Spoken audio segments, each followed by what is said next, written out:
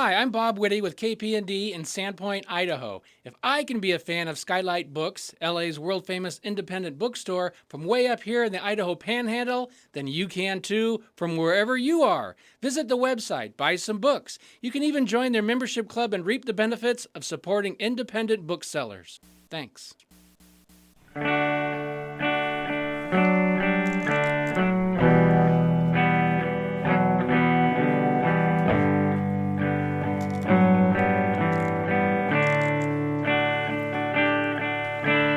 Meet me on the softer side. Meet me on the softer side. Softer side of your heart. Hi there, and welcome to the Skylight Books Author Reading Series. You can find out about this and all of our other author events at www.skylightbooks.com, where you can also browse our inventory as well as order books online. You can also follow us on Twitter or even be our friend at facebook.com. If you'd like to talk to a real person, we can be reached at 323-660-1175. And don't forget, Skylight Books depends on listeners like you to help support us. So whether you're in our neighborhood or browsing online, buy a book or two to help ensure that we'll be around for a long, long time. Thanks and enjoy. If you don't know this woman, she's a very talented writer. She recently won the Polanka Award. For those who aren't familiar with it, yes, applaud for that. That's a big deal. It's a big deal. The Polanka Award is the Philippines version of the Pulitzer. So that's a really, really, really, really big deal. Okay, and we're very happy to have her here. She's going to be interviewed by the fine filmmaker Will Tiao. So here we go. Thank you. Come on. So we'll sit over You sit over here. Okay, but then you have to sit down, sweetheart. Hello, everybody. My name is Will Tiao. I call myself a friend of Marivi and her husband, John, in the back. Just a short introduction of how I even know these two. We met, it's been 17 years. And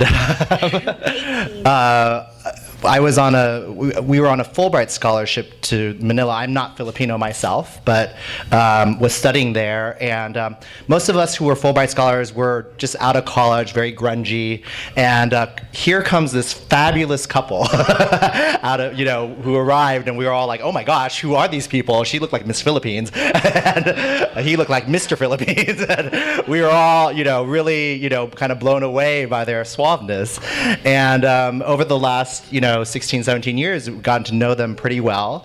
And this novel is, really a culmination of a lot of stuff that I've learned about the Philippines, about Philippine society. And I think Marivi has done an extraordinary job of, taking all the different issues that perplex not just the Philippines, but a lot of countries in the world regarding class and religion and denial and all sorts of huge themes. And so I thought we'd start just by introducing Marivi a little bit, just asking her some questions so you guys can get to know a little bit about her background before she then does a little reading. So Marivi, this book is about two women. One from, I guess one would say, Manila high society, and another who is kind of from more the working class and becomes eventually a mail order bride. I know you yourself come from, I guess one would say, more the high society aspect, and I'm curious, what gave you the impetus to tell this story? Well, I came from a very comfortable background, but then we moved to the United States, and then we were no one. Oh, I was no one. In the Philippines, everybody wants to know, they place you by figuring out, who you're related to. So one of the things that's really important for Filipinos in Manila is they want to know what your last name is, and that way they know where you're from, which province you're from, maybe they're related to you or married into your family, and that's how people situate each other in relation to others. But you come to America and everyone is from somewhere else, and not just that, but they're different minorities, they're different, and then, they're the Anglos, and there's just no way anyone's gonna ask you what's your last name and understand where you're from.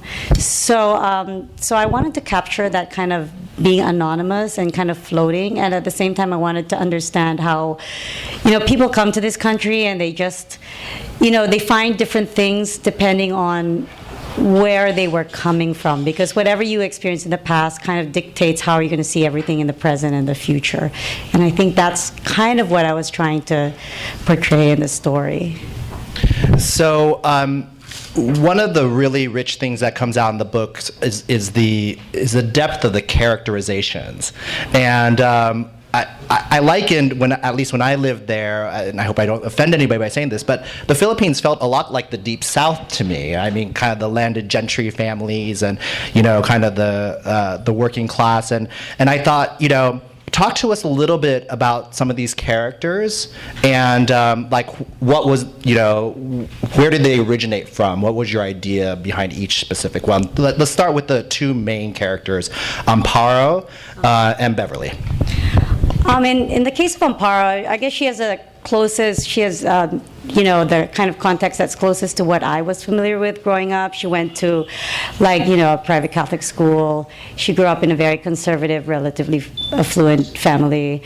So she had a certain worldview that was very traditional until something happens to her and then she has to leave. In the case of Beverly, Beverly was basically the love child of, anonymous parents. She doesn't really know what her providence is. And because she's not placed in the society there, she has nothing to lose when she moves to America. And she thinks, well, anything's better than this. I might as well marry into something that I hope will bring me fortune, which was the mail order bride situation. So I didn't mention this earlier, but I'm an interpreter, and one of the things I do is I interpret for people under duress. And when the economy went south, all the domestic violence went up, because apparently someone explained to me, Ninochka Rosca explained to me that when people are having a hard time with money, they try to offload, dead weight, and mail order brides are dead weight because they can't really do anything. They're fully dependent on you, and whatever problems you had in that marriage are going to be exacerbated by the lack of money. And then also because, like a lot of jerks, they can't find regular wives the regular way. They go out and buy one through the mail order bride matchmaking system. And yeah, so that's essentially what the other character found when she moved here. So are you saying, based on your translation work, this was based on a true story? Yeah, it was actually based on a lot of true stories. I realized that after a while there was this pattern emerging where there's one really sad story where this woman had gotten pregnant by her American husband, and then he said, why don't you take a visit to the Philippines, just a vacation, I'll pay for the ticket. She went home. She didn't realize it was a one-way ticket. And this is a real story, and so she cobbled together whatever money she could borrow from her friends and family. She flew back, and then things got really bad. And that's when I first encountered her. She was being processed into a shelter for abused wives. But she was still kind of hopeful. She was like, is this really what love is? I love this man. I didn't marry him for the green card. I wanted to come here, and so I couldn't believe that he would he'd try to send me away.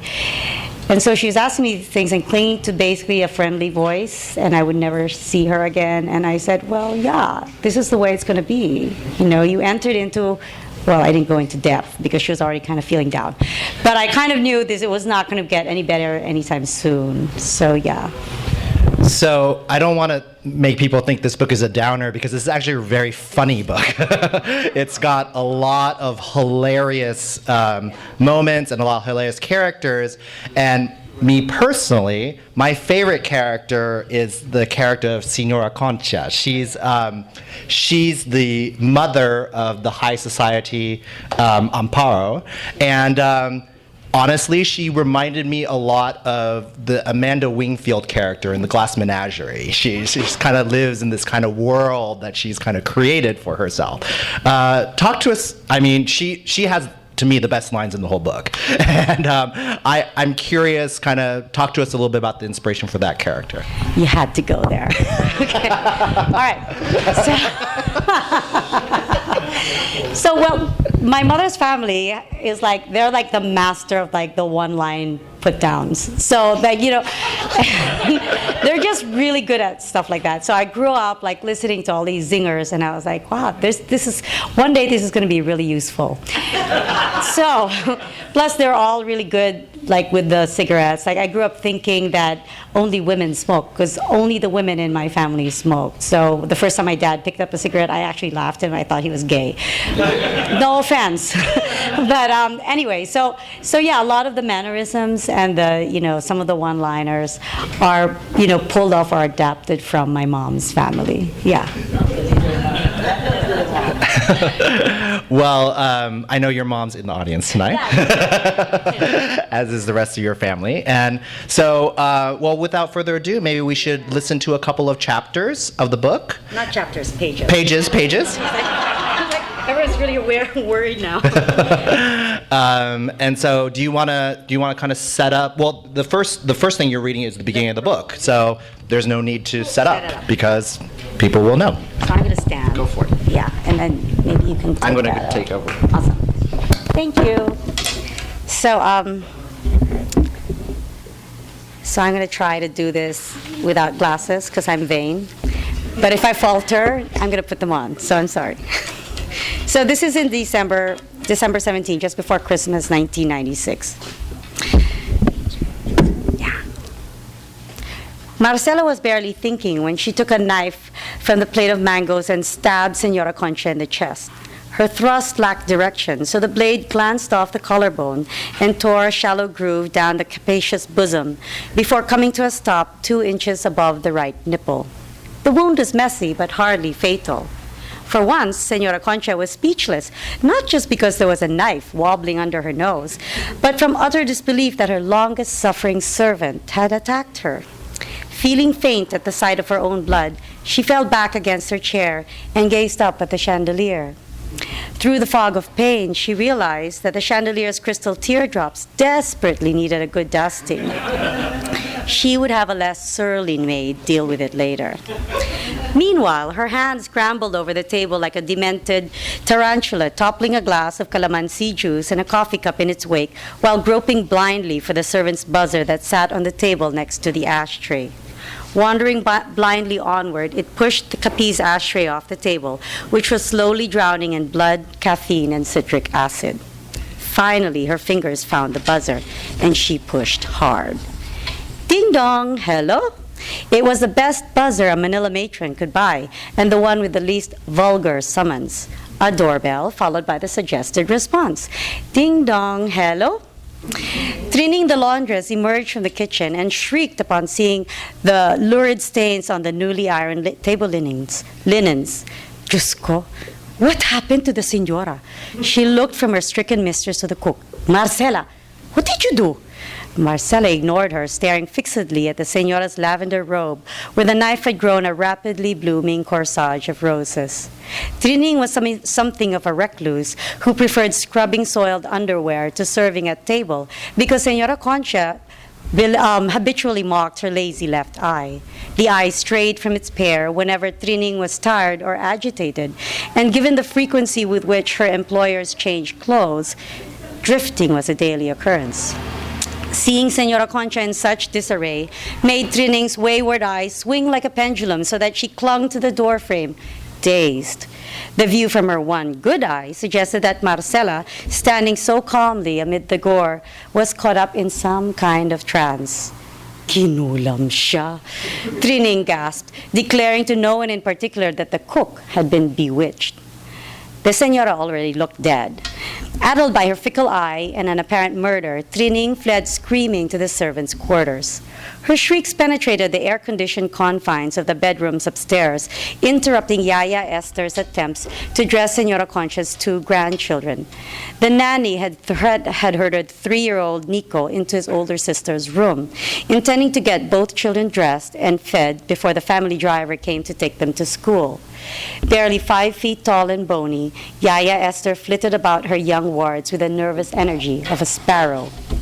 Listo was Senora Concha's assessment of the Yaya she had hired shortly before the first grandchild was born. The girl is alert, Never mind that she's nothing to look at. She had told her daughter-in-law Liliana at the baby shower, she will serve you well for decades. Esther had made good on the Señora's promise until that Monday when the laundress's hysterics ruptured the morning calm. Yaya Esther, why is Trining yelling? Pia asked, twisting her head in the direction of the noise and undoing the braid the nanny was weaving. Is Mamita scolding her again? I wanna see. Nico scrambled to the door. She's not supposed to talk back to Mamita. Ay, naku, Nico. If you do not stop yelling, I will tell you to your mama. Esther grabbed the boy's pajama pants, halting his leap for the door. She pulled him in so close that Nico could smell the dried fish she had eaten for breakfast. You and Pia stay here. No going outside, promise. Only your Yaya Esther can find out why that Trining is making scandalo downstairs. The children giggled as the nanny wrinkled her beak-like nose at them and pursed her lips in the direction of the bed. Under Esther's relentless glare, they retreated to the pillows and promised to stay put until she returned. Jamming Bobby socks and hairpins into her pockets, the nanny flew out of the nursery room, ready with a few choice words for the scandal-making laundress. She leaned over the banister and nearly fell head first onto the steps below upon seeing the Señora sprawled in her armchair at the head of the dining table. Señora Concha's mouth sagged open as though she were snoring. Hennaed hair cascaded from her widow's peak, standing in stark relief against the pallor of her skin. Only the Castilian nose remained unchanged, stuck up in the air, as usual. Clutching the banister, Yaya Esther hollered for the only male resident in the Guerrero home. Kuya Javier, come help the señora, she is hurt. Amid the hysterics erupting around her, Marcela remained uncannily serene. Seeing that the señora had fainted, she dislodged the knife from the heaving chest, wiped it clean on the checkered uniform, and returned it to the plate of mangoes. Deep in a calm born of blood loss, Señora Concha drifted through the netherland of unconsciousness. The trill of a fan flicking open announced her mother's presence. The fact that her mother had been dead several years hardly bothered Señora Concha, for Doña Lupita was fond of making theatrical appearances, and death enhanced drama. Smoke drifted into a languid halo above Doña Lupita's bouffant as she sucked in her cigarette, leaving a scarlet rim round its filter. Sit up, Conchitina. Slouching does not become you. Even death had not mellowed Doña Lupita's caustic tone. And by the way, your chandelier needs dusting. She swept an arm skyward, the cigarette twirling gray ribbons at the ceiling. It's just as I suspected. That Marcela is as wicked as her older sister, that slut. Doña Lupita clucked her tongue. Now look what she's done to you. Sus, Marioset. It's impossible to find good help these days. The sudden sensation of weight upon her chest prevented Señora Concha from replying. She opened her eyes in time to see a chubby man pressing a napkin to her breast. Javier, have you no shame? Why are you touching my pizzo? You should not be so fresh with your own mother. Indignation caused her to forget her wound. Shh, Ma, don't move, Javier murmured. I need to stop the bleeding. She grimaced at the damp curls that clung to her younger son's forehead. Javier had always been so moist. At puberty, he had grown a mustache to hide the perpetually humid upper lip. But even a decade later, this only made him look like an anxious, untenured assistant professor, which unfortunately he was. Fearing that his mother's uncharacteristic silence meant she had gone into shock, Javier yelled for his wife, Liliana, call Miguel. We can still catch him before he leaves for the hospital. The burble of children's voices upstairs alarmed him. And tell Yaya Esther to keep the kids upstairs. A pale woman in curlers came halfway down the stairs. What on earth is that maid babbling about? I had to slap her when she told the children their mamita was dead. Liliana drew her dressing gown tightly round bony shoulders and peered at her mother-in-law. She doesn't look dead yet. Punyeta, can't you see she's bleeding? Just call my brother already. Watch your language, Javi, Señora Concha chided. My language is the least of your worries. Javier put more pressure on her chest. Señora Concha shook her head impatiently. Que escándalo. Javier, the neighbors must not hear about this. No police, no hospital. Miguel has to treat me here. And Pia and Nico, they must not see their mamita like this. Take me to my bedroom. Seeing that the napkin was nearly soaked through, Javier called over his shoulder to the cook, Nanay, please get me another rag. When Marcela did not respond, he turned and then recoiled at the sight of the cook's bloodied hands. Por Dios, Nanay, did you stab Mama? Marcela shrugged and stared at the mangoes. I just wanted her to shut up. Anyone else would have been slapped for insolence, but Marcela was no ordinary servant. Decades ago, when Senora Concha made clear that she could not be bothered with motherhood, Marcela had been compelled to take on the role of nanay. Javier could hardly have struck the only true mother he had ever known. Thanks.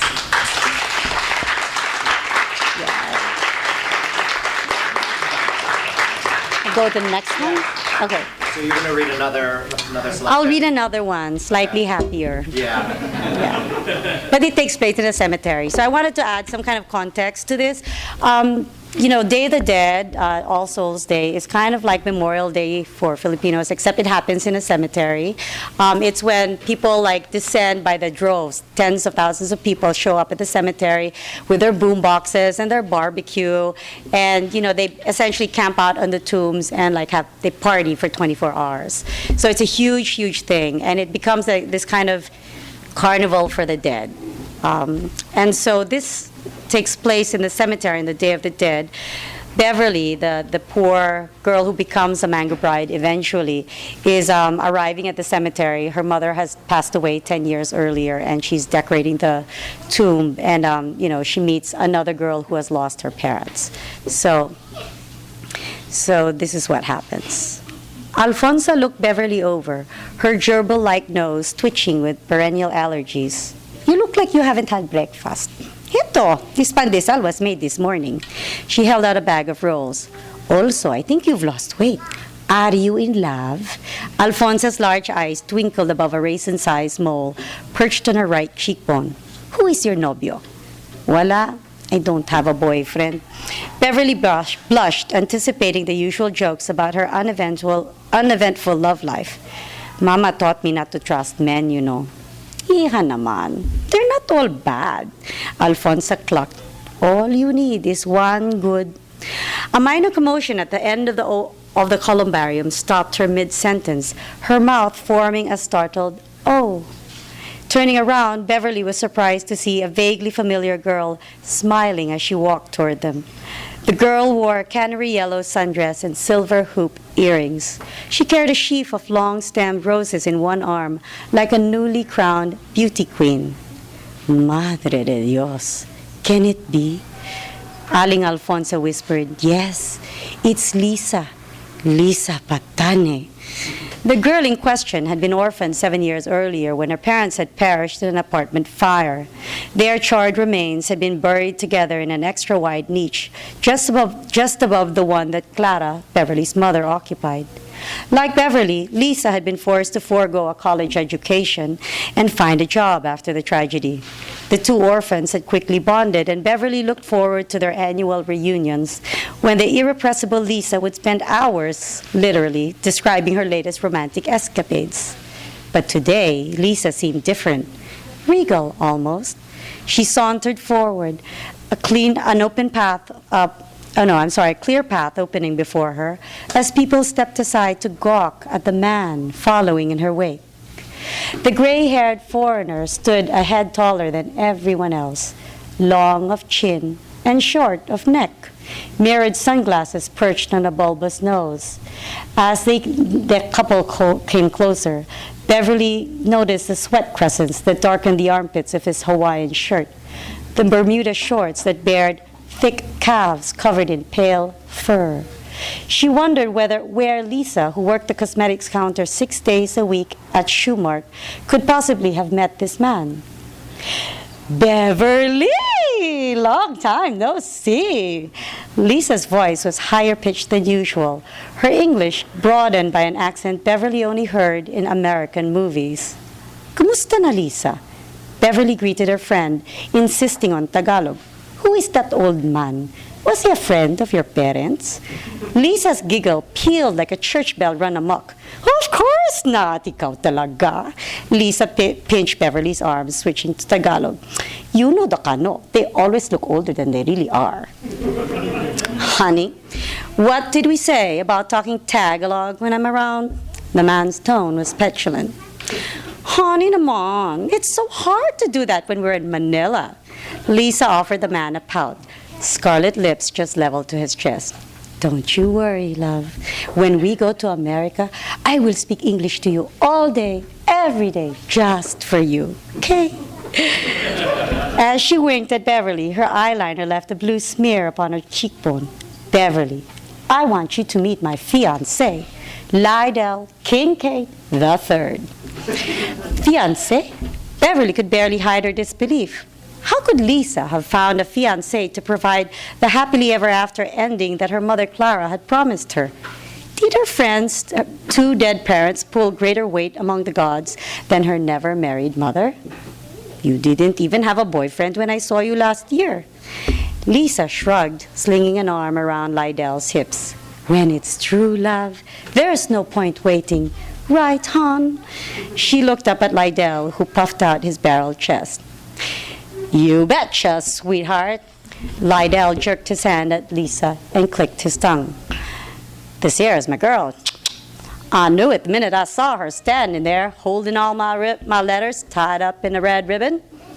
Lisa talaga. Beverly grinned. You stole that trick from an old Sharon Cuneta movie, didn't you? Lisa let out a delighted yelp, and for the briefest moment reverted to the giddy teenager Beverly remembered.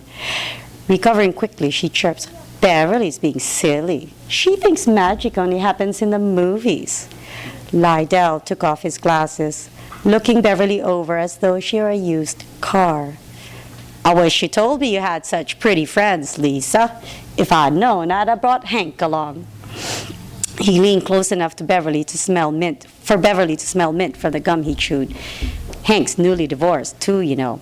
Could have been a love match. His grin bared teeth, the color of weak tea. Ay, sayang. Lisa waggled her eyebrows at Beverly. Never you mind. When I meet Hank in Naples, I will tell him to start writing you too. That's Naples, Florida to you. Lydell made a clicking sound again. Wouldn't want people to think I was some kind of mafioso. He chuckled at his own joke while the women traded puzzled glances. Beverly stared at the oddly matched couple.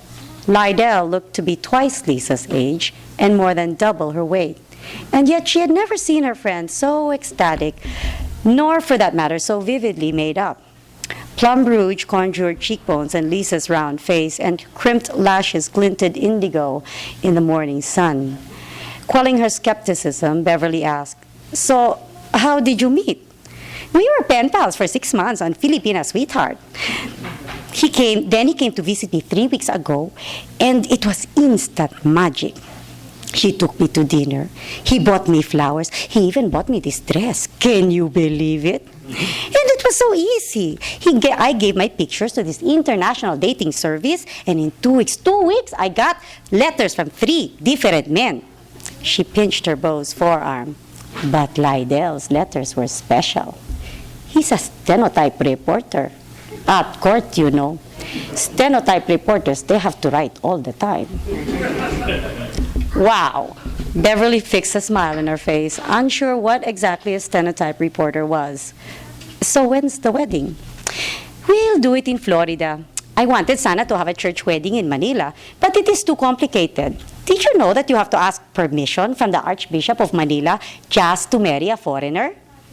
It's like you Catholics never left the Middle Ages. A sunburst of laugh lines deepened around Lydell's green eyes. So I'm a Mormon. Just like Donnie and Marie Osmond. You know, Lydell promised he will take me to Utah one day. Can you believe it? Lisa squeezed Lydell's arm, her nails like cherry lozenges on his papery skin. After he proposed, the agency took care of everything, including my fiancé visa.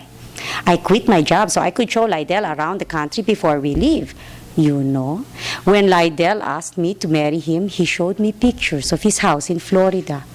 Biro mo, it has 3 bedrooms, 2 bathrooms, and 1 big living room. One of the bathrooms even has a whirlpool bathtub. It has a garden in back and a lawn in front. I could get lost in that house. Lisa leaned her head into Lydell's shoulder, oblivious to the murmurs of bystanders who had abandoned their prayers for the dead to eavesdrop. I cannot wait to see it. Suerte mo naman. What luck. Looks like you're moving into a palace. Beverly was surprised at the sudden pang in her gut as she thought of the tight bedroom she shared with her roommate, the mossy shower stall, the roach-ridden kitchen in Cubao. When are you leaving? In 2 weeks. This is the last time I get to visit Papa and Mama until we come back to Manila again, and who knows when that will be. I brought this for them pala. Lisa looked at the narrow ledge below her parents' niche as though seeing it for the first time. Oh, but honey, our flowers won't fit on that small space. What should I do? Lydell scratched his hairy nape, unconcerned. Figure it out quick so we can leave. This heat is making me thirsty for a beer. Lisa stood the bouquet on the ground and propped it up against the wall of niches, accidentally tumbling over Beverly's candle. Hayaan mo na. Leave it alone. I'll fix it. Biting her lip, Beverly pulled her mother's modest posy out from behind Lisa's roses, then relit the candle on the farthest end of the ledge. Clara's niche seemed to recede into the shadow of the gargantuan bouquet. Beverly, favor lang. Can you take our picture? Lisa waved the Instamatic camera, pulling Lydell to the side of her parents' niche. This is the closest I'll get to introducing Mama and Papa to Lydell. Sayang, they didn't get to live to see this. They could have come to America with me. Beverly peered through the camera lens, motioning for Lydell to stoop so that she could fit both faces in the same frame. Say, green card, Lydell teased, and Lisa giggled, baring lipstick-smeared teeth. Thank you.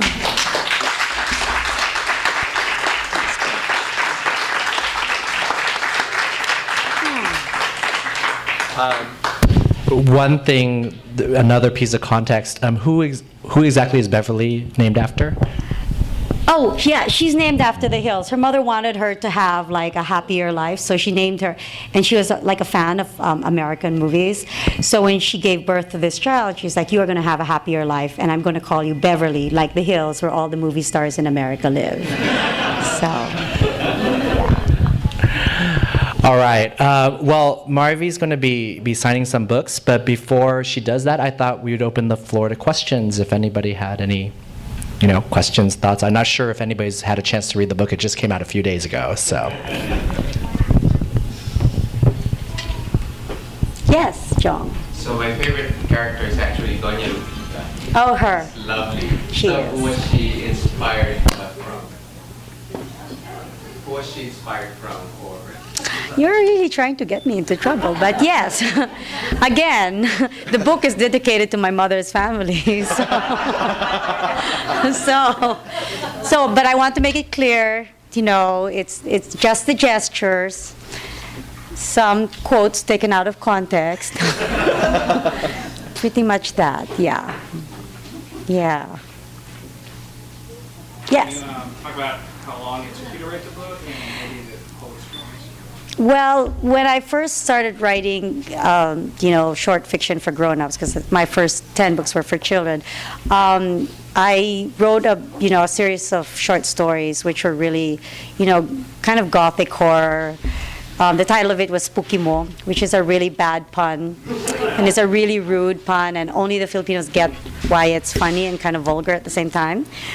And so an agent who used to work with the Sandra Dykstra Agency, which takes care of Amy Tan's books, really liked it, and she wanted to represent me. But at the time, they were only looking for novels. I guess unless you're like Jhumpa Lahiri or Leslie Tenorio, you don't get your first collection of books before all short stories published, you start with a novel. And so what happened was I knew I had to break my fear of the long form. And so I joined this thing called NaNoWriMo, which is National Novel Writing Month, where you commit, it's like a marathon for nerds. You basically commit to writing a 50,000 word novel in 1 month, which is 1,667 words a day, every day for the entire month of November, whether or not you make a turkey. So, at the end of that, month, I had like a really bad novel, but that was a draft, and then I worked on it for 2 more years. And when it was done, I called the same agent and I said, look, I have this novel, and it was this December. And she's like, okay, I'll read it. And I said, but I want to get the early bird discount to this conference where all these other agents are coming. So could you get back to me on the first working day of the next year? And then I realized afterwards that you just don't do that with agents. But, bless her heart, she did. And she said, well, I do foreign rights now, so I can't represent you, but I can endorse you to my other colleagues. And so she endorsed me to someone else who eventually became my agent. And that agent sold it to Penguin. And the original agent, Taryn, who handles foreign subsidiary rights, eventually sold translated rights for the Spanish edition to the largest publisher in Spain, basically. So, and I said, they should get some kind of a discount because they don't have to translate the whole thing, like all the swear words in Spanish. So that's like, make it easier. So, yes. What made you title the book Bang the Bride? It was originally in the service of secrets, but it sounded kind of like CIA, FBI, and I was like, yeah, it doesn't have a ring to it. And then I thought, I used to be in advertising, so I just kind of played around with things. And I was like, yeah, mangoes, the Philippines, it works. She's a bride. Yeah. It's like another name for mail order bride, is that? That's just something I kind of invented, but yeah, I guess. That's what it is. Because the matchmaker has this slogan. He says, mango brides make the sweetest wives. So that's his mantra when he sells. Basically, he was selling women to these foreign men. Yeah. Yes. Any chance for a book being turned into an audiobook? Yeah, that would be really nice. I can do some voices. I don't think I was really successful with Lydell, but it doesn't have to be perfect. Yeah. Let me ask, what's next for you? I know you have a book tour with this book, and you're going to several other cities. And then, do you have anything else on the horizon, writing-wise? Yeah, I've started work on a novel that's set in the 1930s in San Diego that's based on an actual murder trial that happened in a taxi dance hall, and they're all Filipino. It'll kind of be like, that movie Chicago, but San Diego. And it'll be about the anti-miscegenation laws, which at that time basically, it's kind of like Prop 8. It prevented white women from marrying non-white, basically Filipino men. And so all of these Filipino bachelors who are migrant workers would go to these taxi dance halls and pay 10 cents for a minute's dance in the arms of like a white woman who was basically, one step above prostitution. So, it all happened in San Diego. I thought it was just a really marvelous story. And it told, kind of part of the history of Filipinos in California. And I thought it would be another good project to, start on. But the research is kind of murder on me right now, so, yeah. I'm glad to know what the background of how you wrote this novel was about, how you said it was based on your experiences as an interpreter. Yeah. Just at a conference saying there's a lack of Tagalog interpreters, and I'm just wondering what type of cases they're dealing with. But I wanted to ask you, were there, as an interpreter, were there any, and now bridging it to writing, were there any stories or experiences, testimonies you experienced that maybe was too painful to write about? Like, I'm just, you don't have to share it, but I'm just wondering how you've shifted something that's so serious to something that is more lighthearted, like you said, which I think reaches a greater audience. But I'm enjoying it. I just wanted to ask. Well, it didn't make it into the book because I thought it was a really personal story. I didn't want to, disrespect the people. But one of the hardest, it was a very long call that I had to translate for was, he was a seaman working on a boat, and he had caught some kind of serious infection, and he was in Canada, and he was basically on life support.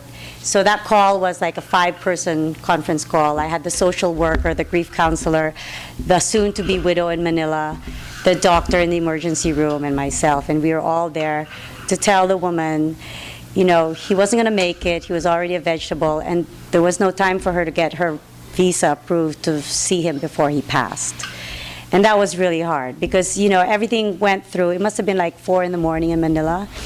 And, the doctor explained as best he could, and I translated as best I could. And the doctor was like, "Are there any questions?"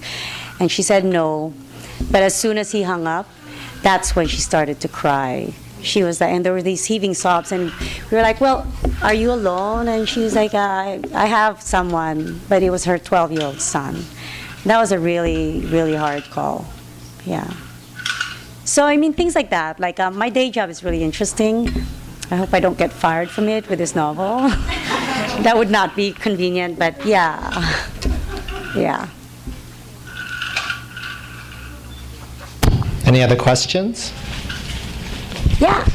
You said you referenced some of the characters from your mother's family.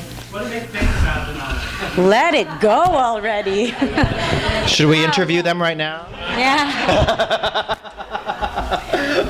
Well, one of my favorite aunts, my mother's sister, died, and she would have had the best time because she was actually the source of many of the quotes that I, was not supposed to be privy to. But yeah.